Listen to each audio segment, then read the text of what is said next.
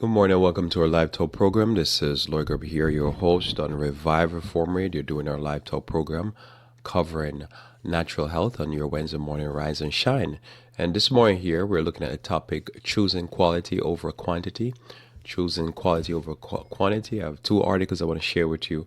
Second article is more where I'm focused on choosing quality over quantity. So welcome again to our live talk program. Hopefully you had a blessed night rest and you're ready to improve your health. So let us pray. Our Father, who art in heaven, we thank thee again for the blessings of today, for the blessings of life, and to be able to be awake and in our right minds. Pray that you may be with us and guide us by thy Spirit as we live and move and have our beings this morning and this day. For Christ's sake, amen. So this morning here, again, we're looking at our health topic, and what we're looking at here is choosing quality over quantity. And this is what I want to do here in our lives. We want to be able to choose what is best, the best things that we can choose, and this will improve the quality of our life. And we might not have much busy activity and much busyness in our lives and a lot of volume, but what we do have, we truly know to choose the best and get the results of that. So what I wanted to do here is I want to share firstly this article, not my main focus, but I guess it would be like a public service announcement. I always like to share these so we can be abreast of what's happening. And it's about listeria. And so it's just a short little article here. I'll take part of the article, not the whole article, just summarizing it. What is listeria? 5 things you need to know. What you need to know about listeria or foodborne bacteria that can cause you to get sick. And this is written by Nicole Spector over there at NBC News. Every few months, sometime even weeks, it seems there's another one, a wide-ranging product recall based on concerns over listeria contamination. This week, Panera Bread announced it would recall cream cheese product sold in its U.S. cafes over possible listeria contamination. But what exactly is listeria? How does it breed, and why are outbreaks so deadly? After talking with a handful of experts, the answer simply is listeria is a foodborne pathogen, which brings us to what listeria, more so let me get this here. Listeria itself is not a disease, it's a bacteria. Listeria monocytogenes.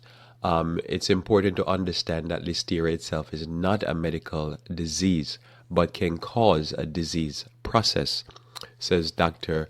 Ranjan Misra, an intern medicine specialist in Oakland, California.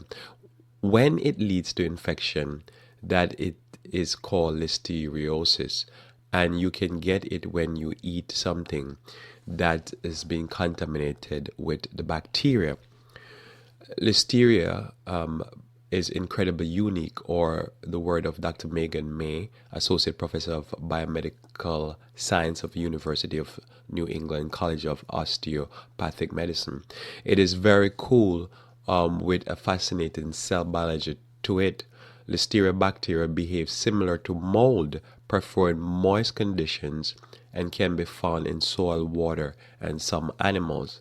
Certain foods that are more likely to contain listeria include unpasteurized milk, cheese made from unpasteurized milk, melons, raw sprout, hot dog, pâtés, lunch meat, cold cuts, refrigerated smoked food, says Karen Wong, medical officer at the Center for Disease Control and Prevention, Division of Foodborne, Waterborne, Environmental Disease. So real quickly, I read the list again for you. So listeria, as is stated here, is a bacteria. It is not a disease in itself, and it grows at the right temperature. In a second, I'm going to read that.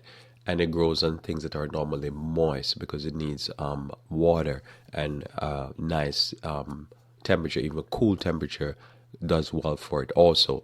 So here on pasteurized milk, one of the reasons why I think this is important is because sometimes people believe in raw, and they'll eat raw meat, raw milk, and stuff like that.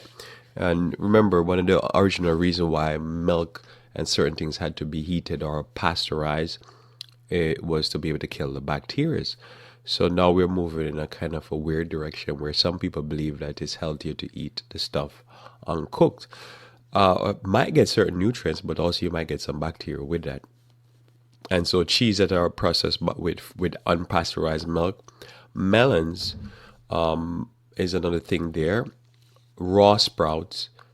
So one has to be very careful when doing sprouts to make sure that you're using clean, and everything clean has to be done with sprouts.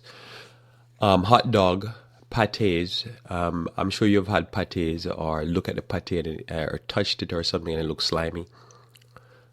It just looks like a mush that is just slimy and ready to be bubbling over with bacteria.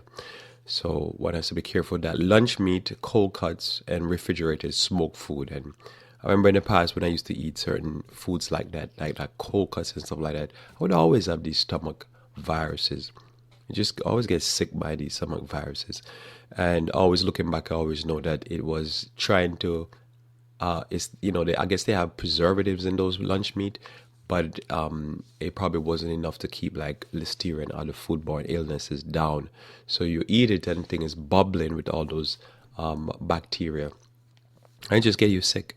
So this is what I believe is one of the main problems. So it's very important if you do eat this type of stuff to, I don't know what to do to stop eating it. So next point here is that listeria can grow at refrigeration temperature. It can do that because it used to live outside and not particularly bothered by that level of cold. Though listeria can grow in the fridge, this person here notes that it does grow more slowly in the cold, which is why it's critical to make sure your refrigerator is set at under 40 degrees Fahrenheit. So if you have some type of way to test the temperature of your fridge, make sure your fridge is set under 40 degrees Fahrenheit. And I believe it's good for everybody, period, because this bacteria can be in water and can get even on something like melons. So it's important to make sure that you keep your refrigeration at a very cold temperature so to slow the rate of growth. Another thing I would say with melons, because they mentioned melons, and I'm assuming that's watermelon and cantaloupes and all that, is normally when I get the melon, I wash the melon on the outside before I even cut it. And one of the reasons why I do that is because sometimes you see soil or some type of residue of soil, because they do wash it before they get it to you after they bring it out of the field. But sometimes there's residue there and there's a film there, almost a film that look like mold. And if you ever noticed that, and notice that this summer or soon, when I think it's normally probably by March when they start bringing up the watermelons from Florida, you will start notice that.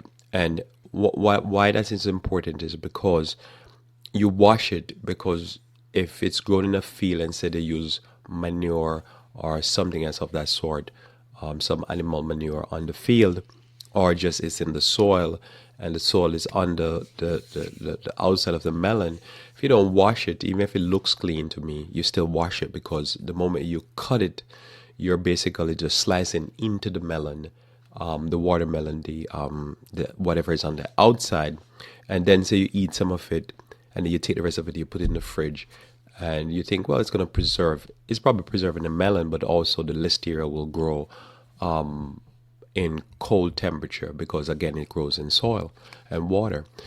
So it is important to note that note this. Also, Dr. Mercer, the original doctor here in this article, added that when you do your grocery shopping, make sure no refrigerated items are out longer than 2 hours. So this is important for me because normally I was told 4 hours for most refrigerated items, but he's saying here 2 hours. So that this is kind of new ground for me, because normally the bacteria will start multiply real rapidly at about 4 hours at room temperature. And so this doctor is saying here 2 hours. That means probably newer research have come out over the years that's saying that they have observed that you have a refrigerated item, You take it off the shelf. You put in your cart, shopping cart. You go to the shop. You cash out. You drive. Instead of going straight home, you probably go to two more stores, and then after you go to two more stores, you reach home. You're tired. You take the stuff. You put it on the counter, and you leave it there. And you take a break, and then you come and unpack the stuff. And by the time you by the time you notice, probably 4 hours. They're saying that's already 2 hours too long. The stuff could start going bad, start growing the listeria at a rapid rate or other bacteria. Back to the article here, it says one condition that listeria can't endure is extreme heat. If you really want to be sure that bacteria is dead and gone, expose it to heat above 165 degrees Fahrenheit. Another point here about listeria, real quickly, is if you are more or less in good health, young and not pregnant, you may come in contact with listeria, and it is not even known. About 30% of infected patients don't show any symptoms. The next biggest group of those infected have flu-like symptoms. If you fall among the latter, you'll probably just be miserable for a few days, as you would with any stomach bug, but your body should be able to clear it up on its own, and you might not require medical attention. But really, it's your body, your call, and if you are violently ill, you should go to the doctor just to be on the safe side. Also, if you have listeriosis, you'll want the hospital to know so they can report it and be on the lookout for other cases. Wong of the CDC notes that around 260 people die from listeriosis every year. Those who have the highest risk of fatal infection are older people, older than 50. People with HIV, cancer, diabetes, kidney disease, liver disease, on immunosuppressant drugs, and living with immune problems, as well as newborn and pregnant women. So anybody that has some organ not processing properly in their body, or HIV, cancer, older than 50, are more susceptible to being damaged by listeriosis. Another main point here, listeria can be detected in blood or stool culture, but it's challenging to trace the source because the incubation period can be so long. The symptoms can take up to 60 to 70 days to manifest, says Dr. Okihi, a public health physician and healthcare consultant at St. Louis, Missouri. The average incubation time is about 3 weeks. So it could take months to to just 3 weeks, but the average is 3 weeks. So that's kind of tricky there in a big way, because normally if you start feeling a pain in your stomach and you get sick, you normally assume it's something that you had a few hours ago, which most of the time it is. But imagine if you got sick and it is 3 weeks later, it would be hard to tell what happened, because that stuff is just in your stomach growing. But that's also is important to know that when you have, foods like unpasteurized milk and stuff like that, you would have to consider, well, how long did that milk take before it get on my table or in my cup where I'm drinking it? So it could be there just sitting there fomenting and just getting worse and just ready to break out like a sore. Now, lastly here, doctors stress that there's no way to be 100% certain that you've eliminated listeria from your kitchen, but there are ways to reduce risk. Avoid unpasteurized products is number one. Second of which are some common sense tips, such as washing fruits and vegetables thoroughly through running tap water, not allowing raw meat to touch other foods, ensuring that cutting boards and cooking utensils are extremely clean, and that the knife you'd use to chop raw turkey is not also used to chop fresh celery. And of course, wash your hands like crazy. Now, if you happen to have a product on hand that has been recalled, Wong advised that you put it in a closed plastic bag and seal in a sealed trash can. This will prevent people and our animals from eating it, or to wash the refrigerator or freezer drawer, and other areas where the recalled product was stored using hot water and soap. So that's very good son advice. Notice here this idea here of washing your fruits and vegetables. Also, if the area was contaminated, to wash the products and clean the thing out. Because I'm sure you've seen if something's spoiled and rotten in the fridge, it will leave like mold, and so you want to not just throw it out, but you want to be able to wash very thoroughly and sterilize and clean and sterilize the area. So this would be the hot water and soap. So that's just kind of a public service announcement here that I think is very important to consider well. This idea here of how you treat the food you eat and handle. Because as I say, there's always an outbreak of diseases or some type of bacteria, and it normally sicken and kill a few people. Most of this can be avoided by simply just cleanliness and being a little bit particular about how you handle fruits, vegetables. As I say, for me, if it's something like lettuce, there was a lettuce outbreak a few weeks ago, and I just, as a principle, I never partake of lettuce without washing it with some biodegradable soap and then rinsing it and all that process. Even if they say it's triple rinse, I'm gonna do a fourth rinse. I'm gonna do a wash and then a rinse, and that way you can actually go through the year and either minimize or avoid any type of stomach viruses. And it works. You know, somebody say, well, it's a lot of precaution. And you think it's a lot of precaution if you don't do it, but if you do it and you avoid getting any type of sickness, and you go the whole year without getting sick, then you say, well, avoiding the pain is worth it. So it's a little pain by going through the extra process to get no pain. That's it. Now I'm going to go to the next article, which is my focus here for this morning, and it's a good news article from the government, USDA. Very good news, or decent news, I think. And it's entitled "Poultry Industry Request to Speed Up Inspection Lines, Lays an Egg." I don't know why she call it like that, lays an egg. But Susie Kim is reporting here from NBC News. And the Trump administration has rejected petition from the chicken industry to speed up poultry inspection lines, cheering public health advocates who warn that line speed increase would harm workers and food safety.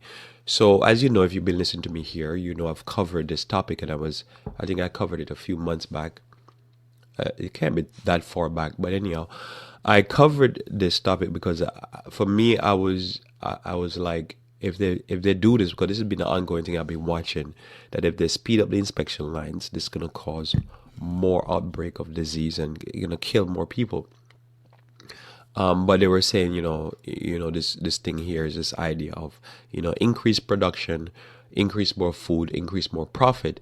And I was concerned because the argument coming out of Washington right now is that more profit is good, and that's the focus, more profit. But more profit is not always good, especially when we come on to food safety or safety in general, because you could make more money but kill more people. That was the point.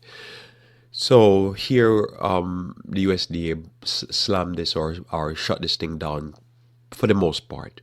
You'll hear the rest of it, but at least this part is good. The National Chicken Council asked the USDA in September to let meat packers operate under a new inspection system to run their plants at any line speed they could handle safely.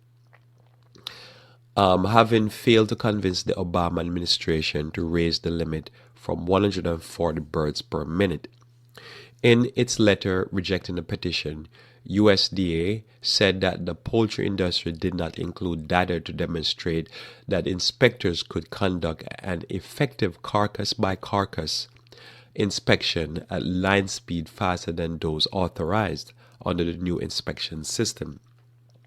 So at the moment, as you probably remember, I covered this. They're doing it about 140 birds or carcasses per carcass per minute.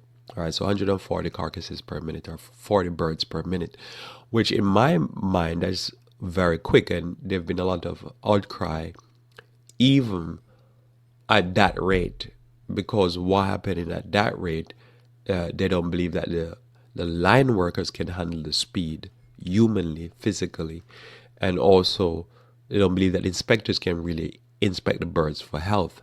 And as you're familiar with, about 25% of all chicken that goes down the inspection line are confirmed to have salmonella. So whatever else they have, I don't believe it's possible. Uh, Humanly, there's a certain point where the human being cannot process the information because it's going by too fast to even process. So anyhow, this has been an ongoing debate.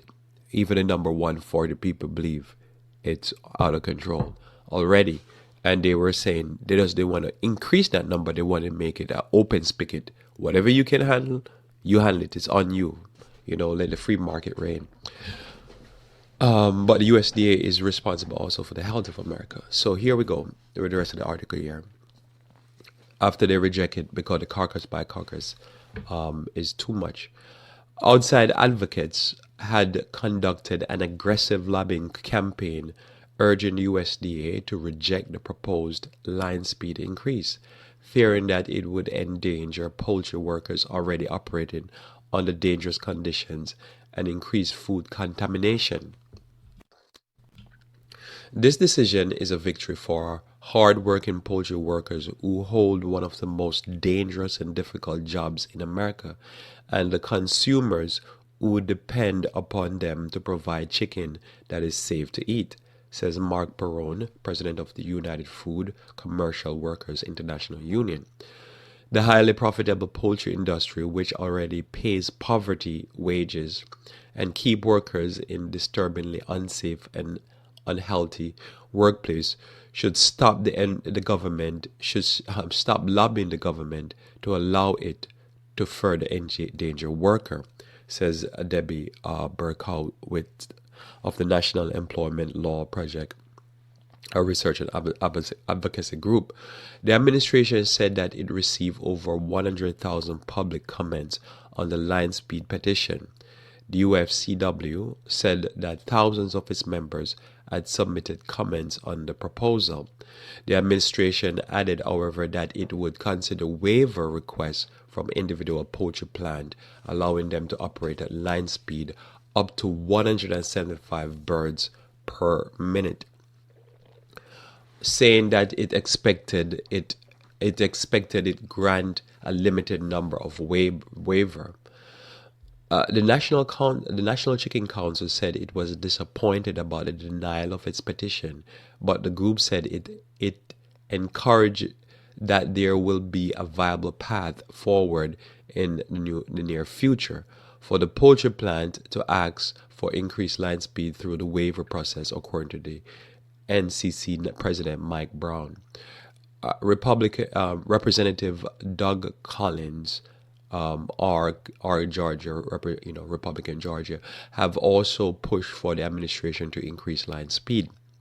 I am disappointed in the decision to deny petition and the request for uncapped line speed that would increase the competitiveness of America's poultry industry with countries that allow higher line speed, Collins said in a statement, though he added that he was hopeful about the U.S. waiver process. So here, Doug Collins of Georgia is stating basically that it's important to increase the line speed because it will make America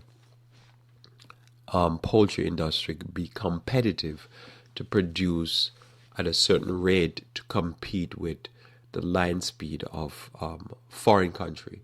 So most naturally, if you're buying a chicken and it's say coming from say Belgium, I don't know if Belgium produce chicken, I'm just saying, and they're producing their chicken at speed per minute at say 200 carcasses per minute, and you're competing and you're producing chicken at 140 carcasses per minute, they're gonna be at an advantage because their chicken is going by faster so they can produce and process more chicken at a cheaper price because volume, it's the quantity over the quality. But most naturally at that point, unless they have some ways and means via technology and via, very skilled inspectors and safety for the workers, they're gonna have a chicken that is gonna be more. They're gonna be more, dead fowls that are dangerous because they're unhealthy going through. And as people are eating this, because I didn't even check how much chicken people eat on average in America per year, but it's quite a few amount of chicken each individual eat. They're eating a product that is going to be inferior because not only the line is dangerous, but it's how they produce these chicken in these big farm factories or factory farms. So more volume, so you get a cheaper product and you get basically more volume, you make more profit and you're more competitive. It is true. But there's a certain point sometimes you have to put your business on a different front. And I know it's difficult to put a business and try to deal with consumers that are looking for quality over quantity. It's hard to get that type of customer. Because most people will go for whatever is cheapest. And often what you find is whatever is cheapest is junk most of the time. But there's most consumers like they don't care. It's as long as it's cheaper, that's the only thing to consider. It's the only consideration. Cheap is the only consideration. So I know this is the thing. So for the most part, I know what they're up against. And there, in some ways, that sometimes I feel like you're fighting a losing battle in the general mass market. But for those who are Christian, I believe it's important for us to not make the only consideration in every decision when it comes on to our food or our health be cheap, because this is not good. I remember one time I was dealing with somebody and I said to them, basically, what's the cost of a pack of tofu? And they said, well, I could get a dozen eggs, something like that. Or close to that price, I could get a dozen eggs. Whatever the number was, it was shocking to me because I didn't remember how much a dozen eggs cost. So I was like, yeah, I guess you can always get that junk for cheap. You can go to a certain restaurant or chain food store, you can get the dollar menu. But most people are thinking, if they're serving me this for $1, what is inside of this that they could sell it to me for $1 and still make a profit? Is this good for me? So that's why I know it's that issue is what the representative is saying is a hard fight battle, because the consideration is not the health of the people or how dangerous the food is or how dangerous it is for the workers. The consideration is that there's somebody who's willing to produce it at 200 chicken per minute. And probably there's somebody else who's going to say, just run these chicken down the line at 1,000 chicken per minute. Who cares about inspection? Grab one every 1,000 and inspect it. And if it's good, the 1,000 goes through. And how do you compete against that? This is why, even what's going on where a lot of the stuff happening out of China and some of those places is out of control. And this is why they're polluting their old environment and destroying the old environment, because they be like, we make it for cheaper. And you say, how you going to make it for cheaper? What do you do with the waste? Just pour it in the river. Who cares? And just make some money. And you can't compete against that because that person has no rules and regulation. They're just basically like money.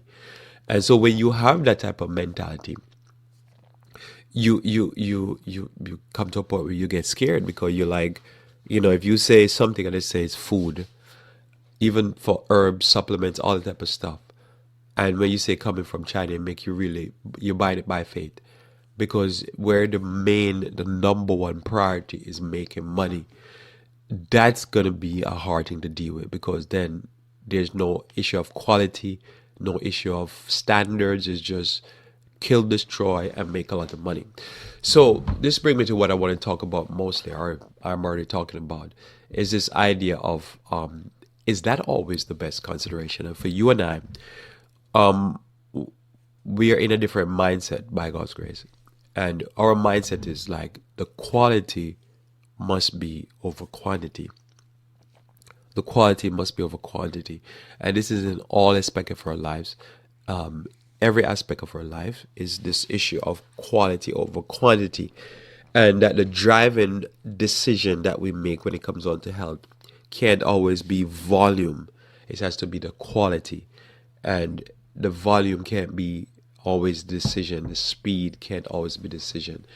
And this is where a lot of people are going wrong and making a mistake. So choosing quality over quantity here.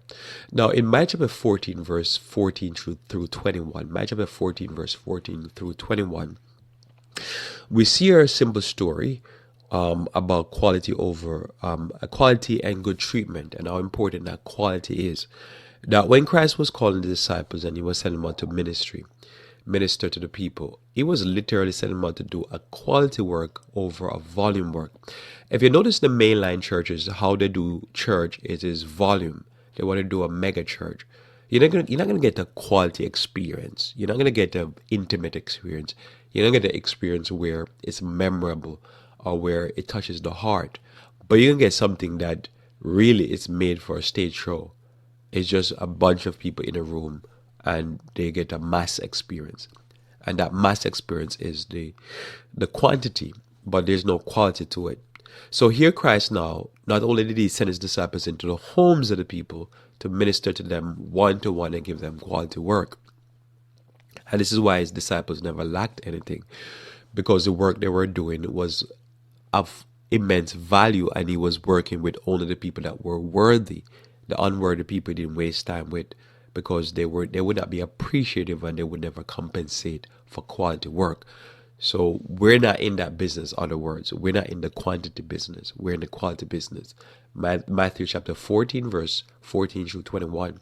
And Jesus went forth and saw a great multitude and was moved with compassion toward them. And he healed their sick. And when it was evening, his disciples came to him, saying, This is a desert place, and the time is now past. Send the multitude away, that they may go into the village and buy themselves victuals. So we just pause here a little bit. So here we have the story. So there was a great multitude. There was a lot of people that came to Christ. The work that Christ was doing was a different type of work. He literally was praying for the people, touching them. He was concerned with their pain, their suffering, their failings. If they were wayward, if they needed the truth teach to them, he was teach them. So although he was doing a work that it could be often seem like it's a mass work, it was wearying work, because he was dealing with them almost like they were individuals.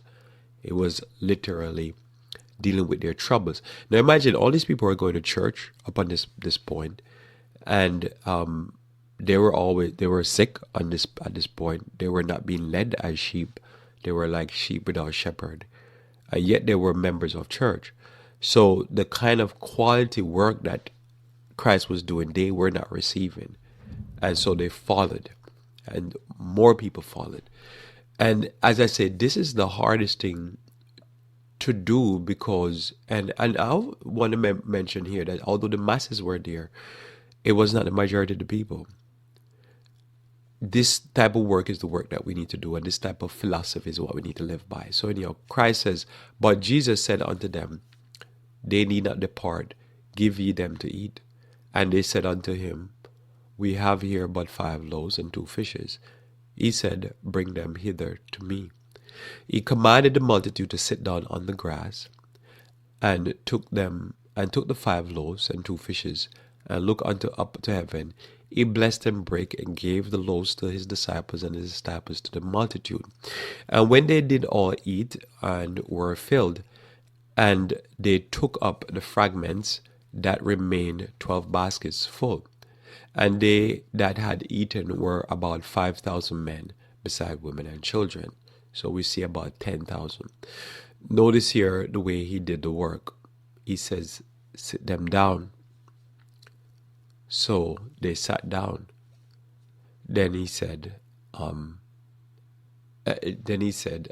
there's always these thoughts flooding my mind. So let's go back up here. He sit them down. So hence, normally, sometimes it says when he was in a crowd, there would be a press. At this point, there's no press, because he's healing them, he's treating them, he's taking care of them. I never ever see like a situation where there is like a triage unit or an emergency, and they're just bringing in patients. Normally, it can be chaotic. But here we find Christ about to feed the multitudes, and he sat them down. Then he says, bring the food to me. He blessed the food and he started breaking it. We know the food multiplied because this amount of food can feed about more than 10,000 people. And then there was leftover. So he just kept on breaking. And the people ate most naturally until they were satisfied and there was no more needed. But then he gave to his disciples and the disciples gave to the people. Very orderly, very organized. But yet this was in the open fields or open air. So we see this, it's just the way Christ approached work is a different type of work. And when we approach life, this is how we need to approach life. Very orderly. We are coming to learn of the Master. We learn that everything we do must be touched with organization, must be touched with orderly behavior. And we approach life. We approach our food the same way. This is why I love the concept. One of the concepts I've come to appreciate powerfully when it comes on to eating is simply to chew your food, not to inhale it. Over the years, I've more and more come, as this is a simple solution, is it to me when I read a text like this, and I think about this idea of chewing your food. You know, somebody said, what does this have to do with chew your food? I'm going to tell you absolutely, not absolutely, but nothing in my mind. It's just the idea that when you chew your food, you can tend to enjoy it more because you get the flavors better. You tend to masticate it better, so the food is not going in whole, it's going in masticated.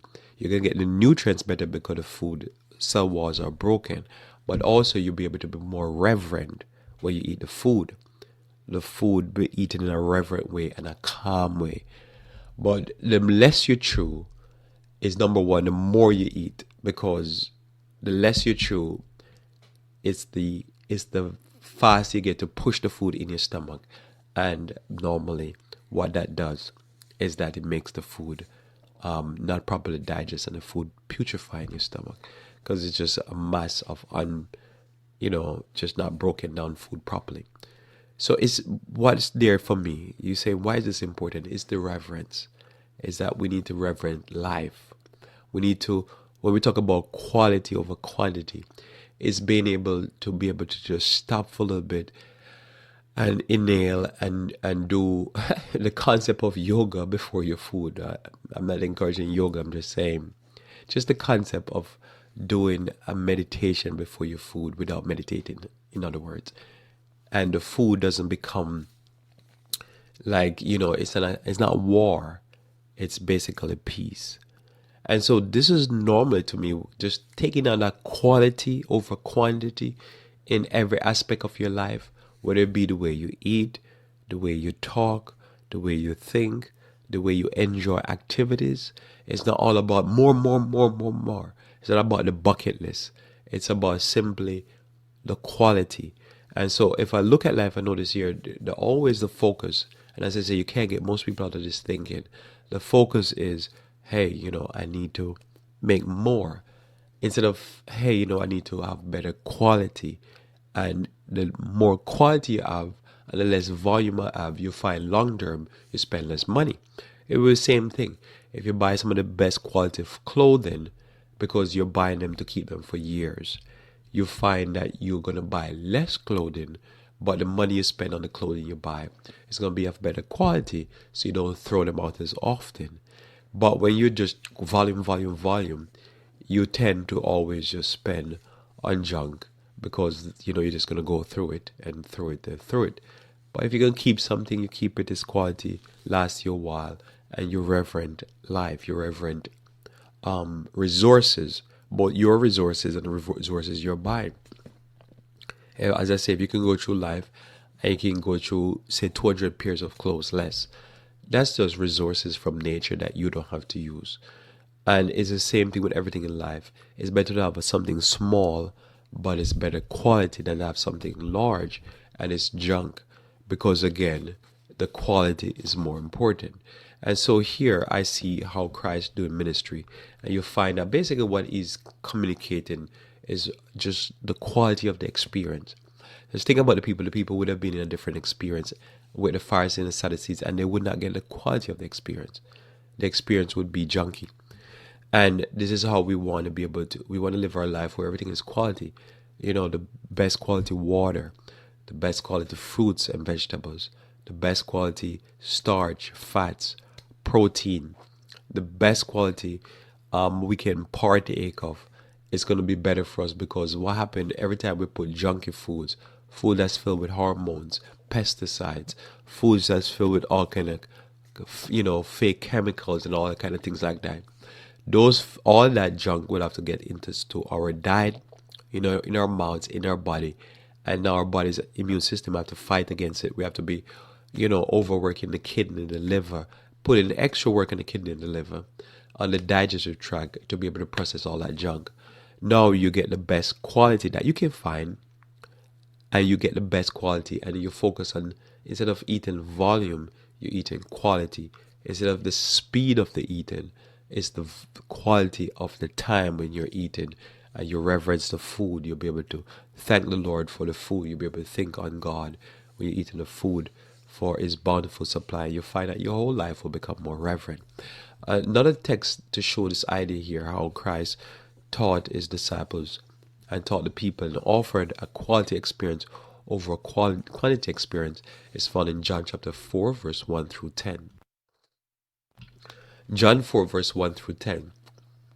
When therefore the Lord knew how the Pharisees had heard that Jesus made and baptized more disciples than John, though Jesus himself baptized not but his disciples, he left Judea and departed again into Galilee. So people were coming to Christ and they were getting baptized. The disciples were doing the baptism, but they were getting baptized, and most naturally, the Pharisees had a problem. Pharisees, the religious leader, had a problem because they were running a system which is a volume system. And as I say, we're not in that business. We're not trying to duplicate or beat that business. We're just trying to do our work, whatever we're doing, it be health or religion. That is a quality over quantity. To me, I prefer to have, 2 or 3 people that I can have a very beautiful time with, than have a whole bunch of people that is just, they want quantity, and it's just, I can't feed those people because the gospel that I believe in and the Jesus that I serve is a different God. So, different concept of God, I should say. Now, so again, he left Judea and departed again into Galilee. So Christ knew that the Pharisees wouldn't like him because he was baptizing more people than even John. So he just basically decided, for jealousy reason, to move on. And that's sometimes if you want to do a call to work, sometimes you have to get away from these people.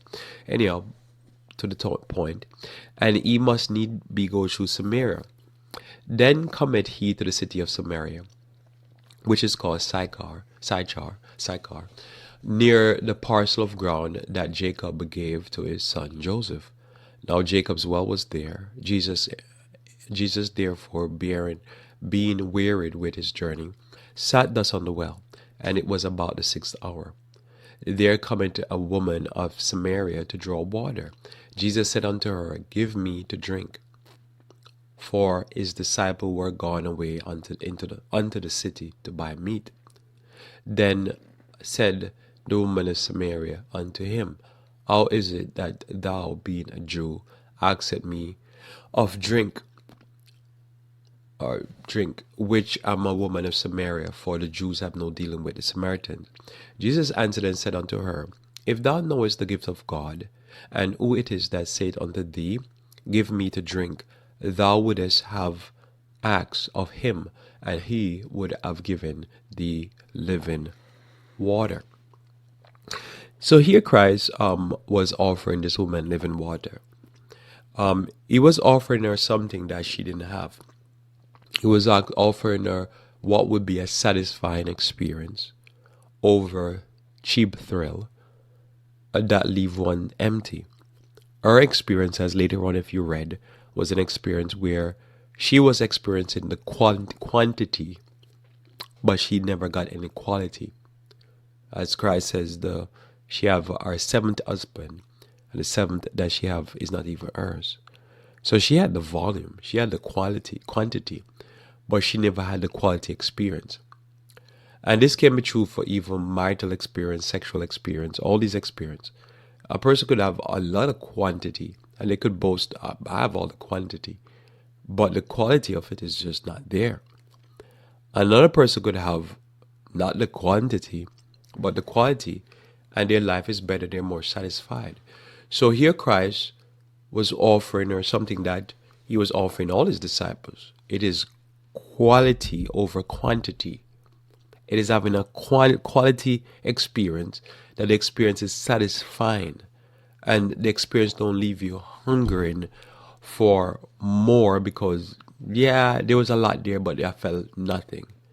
It's just like a lot of water. It's nothing, or it's like pipe water over natural spring water. It's just not comparable. It's just one just leave you feeling filled with filled with bleach. So, and the other is gonna make you feel refreshed and feel that was nice. That was a nice taste of water, mineralized and balanced, the way nature can give it to you. And the other one just make you feel like you're bleached out. It's that quality. And so when we want to be healthy, just a massive focal point has to be that everything that we do has to be quality.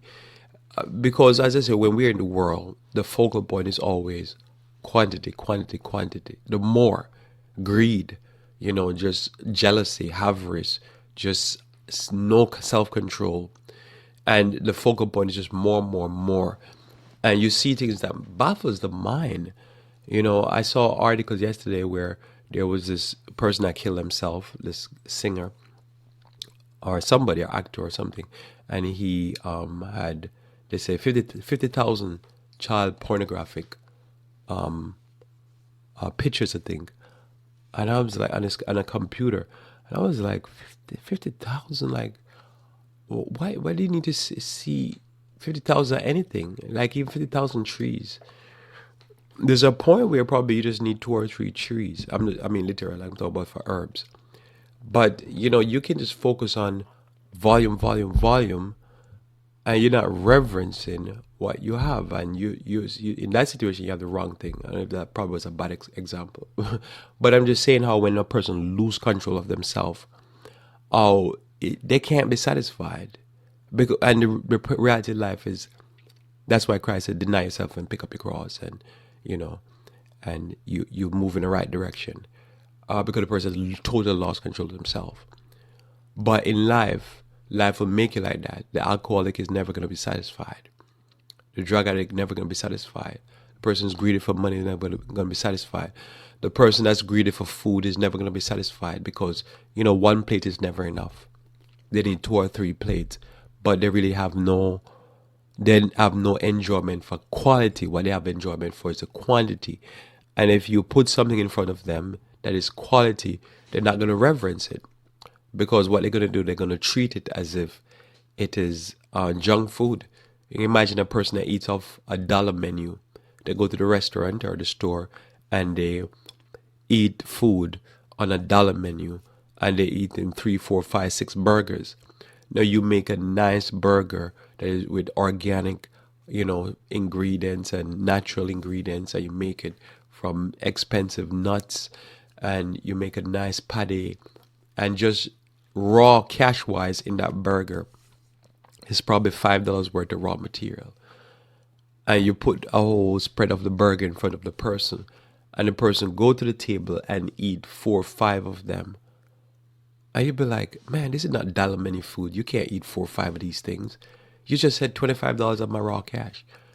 And that's the reality of life, because the person's eating as if it's junk food, and it's, if it costs 50 cents to produce each of those burgers.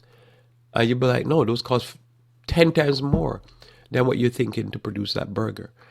Those are expensive food right there, but they're eating it with no reverence, because the focal point is volume, volume, volume, and not quality, not reverence in the food, not knowing that this food is coming from the maker and wanting to reverence it. So here, Christ was going to give her a different experience, and her experience was going to be, I want you to get out of the volume business. I want you to get out of just cycling through men and you're still left unsatisfied. I want you to live life different and go get yourself one husband. I'm sure if you got 7, you can get a 8 and then make him become your one husband, and go get a quality lifestyle that you never had before. And all of a sudden you're going to be satisfied, because most of the other 7, did not satisfy you, or you weren't satisfied with them.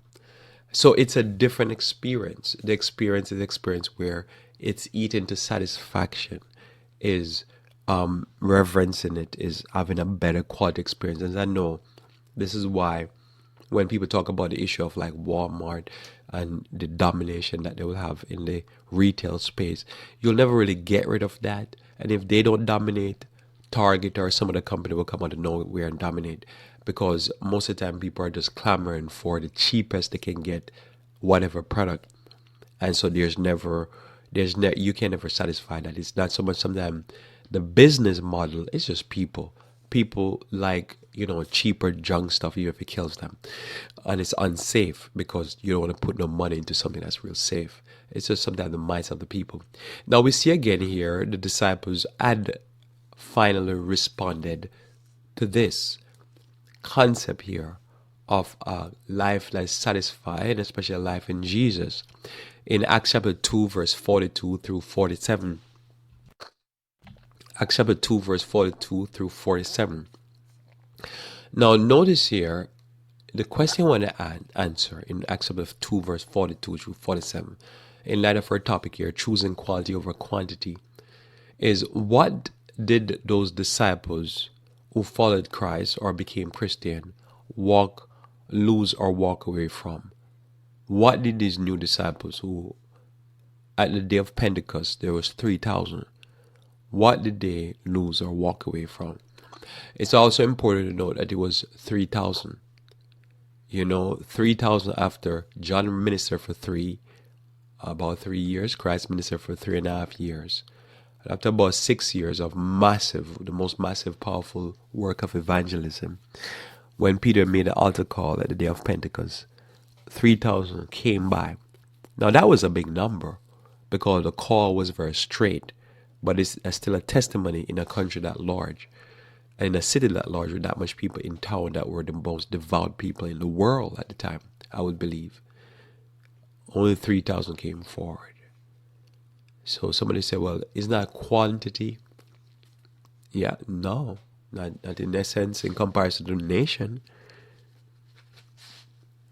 And, as a percentage of the nation, the amount of people's life. Remember, Christ fed the multitude and there was 5,000 men. So when we talk about 3,000 coming forward, that was a percentage of some of the gatherings that he had. So that just tell you how difficult it is for people to really accept a quality experience over a quantity. In Acts chapter 2, verse 42 through 47. So what did they walk left? What did they leave behind? Because somebody would think, if I go on to this way of thinking, or if I join a church that is quality over quantity, if I join a ministry that's quality over quantity, I'm leaving behind what? That's the question. And they continue steadfastly in the apostles' doctrine, right? And fellowship, and in breaking of bread, and in prayers. And fear came upon every soul, and many wonders and signs were done by the apostles. And all believed were together, and had all things common, and sold their possession and goods, and parted them to all men, as every man had need. And they continued daily with one accord in the temple, and breaking of bread from house to house, and in their meat with gladness and singleness of heart, praising God, and having favored all the people. And the Lord added to the church daily such as should be saved. So when you think about it, they left the quantity. Remember, there will be synagogues that would have 3,000 people, and they went over to the quality. They left the churches that were preaching nothing, just preaching a whole bunch of man-made traditions and traditions of men, to join the apostles, and they were steadfast in the apostles' doctrine, hearing the word of life preached to them. They had fellowship. If you go to most churches, they're dying because they have no fellowship. People don't deal with each other. They broke bread together. They prayed together. They had all things in common. They took care of the poor. They were in accord with each other. Let's imagine now they left the rest of the Jews back in the regular temple and synagogue to continue with their traditions of men and their hate and all the nonsense that they do from day to day. And So what did they leave behind? And this is what you want to be able to, how you want to be able to think. When you're walking away from quantity and from cheap food and cheap everything, and you're going to quality, what you're walking away from is junk, and it's worth it. You know, when you're walking away from fellowship with people that will never care if you live or you die, they didn't care if, I think about, they don't even care for themselves, and you walk away from that, that's not a bad thing. That's a good thing. You're leaving junk and you're going to something that's better. And that's just the reality. Christ is not calling us for a lower walk, He's calling us for a higher walk. So when we approach life, whether it be our buying habits, our eating habits, our exercise habits, our everything habit, we're simply leaving the junky volume and we're going for the high quality, quality experience, quality behavior, you know, and so all this bad behavior that people display, all that they walked away from. And imagine they left a Jewish church that was just horrible, that left them empty, left them as sheep without a shepherd, left them with the priest couldn't care less for them, all they cared for was themselves. And they went with the apostles who cared for them because Christ taught them to take care of sheep. We close off by reading Galatians 5, verse 19 through 23. And I see why many people can't survive even for the health, because they don't have an environment around them that keep them in accord, that support what they believe in. And they have an environment that the church they belong to or the people they run with is going the opposite of them. So there's no social support. There's nobody praying with them and breaking bread with them in the same direction. Imagine if you hang around people that like cheap and low quality stuff, and you're trying to go in the opposite direction. It's a constant abrasion. Galatians 5, verse 19 through 23 says, "Now the works of the flesh are manifest, which are these: adultery, fornication, uncleanness, lasciviousness." If you look at all of these things, it has all to do with volume. Person has no self-control, but they have no quality. Somebody say, well, you know, I'm committing adultery or fornication or uncleanness and lasciviousness, and I'm out of control. My life is better. How? That's just like volume, but no quality.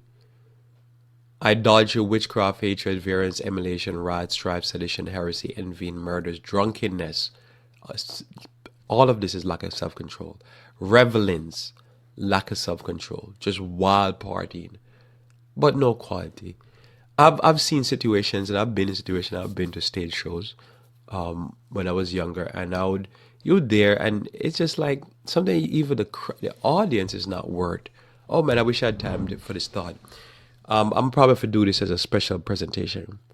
The audience is not the best audience to perform in front of, because most of the they ain't even focus on what you're doing. It is. It seems like, but it's not. And I can't get into that. It's the most irreverent. I've been to churches that it's a waste of time even be going there, because it's pure distraction. Nobody sits still. And over the years, that's why I've appreciated like what I do and what we do as church, because when it's time for study, everybody needs to be in study. There are people all over the place like cats. And as I say, you can't herd cats. Cats are just, can't herd it. You're a sheep, not cat. And I've been to places where it's like the church is a church of cats. And they're just all over the place. They're in the bathroom, they're outside, the foyer, the blah. And you're like, man, people getting up, sitting down, go to the bathroom, come back. It's like, what they have? ADD, or they have some type of urinary tract infection or something. So, it's important when we understand that God's system, as it says here, is the fruit of the Spirit is love, joy, peace. Church has to have peace in it. Your diet and lifestyle has to have peace in it. Long-suffering, gentleness, goodness, faith, meekness, temperance, which is simply self-control. And again, such there's no law. So in everything that we do, we're moving to a point of view where we're loving quality and moving away from quantity. Unconverted man, he wants volume, and he wants it for cheap chicken, cheap beef, cheap vegetables, cheap, fruits, everything cheap. And the cheapness is killing him. We get away from that cheap mentality, and we go to a high quality mentality, and we separate from the world with this philosophy, and God will continue to bless you in your health. Let's pray. Thank you, Lord, again for your love and the blessings that you bestow upon us. We thank you for the wisdom that you give us by your word. May you bless each and every one of The listeners here this morning, may you be with them, be with myself as we choose their Lord the best. And truly the best is Jesus Christ. We thank you again for all that you do for us, for Christ's sake. Amen. Thanks for being with me here on Revive Reform Radio. Looking forward to talking to you tomorrow morning again live when we shall do our live program covering current events. Until then, I pray that you may continue to walk with Jesus.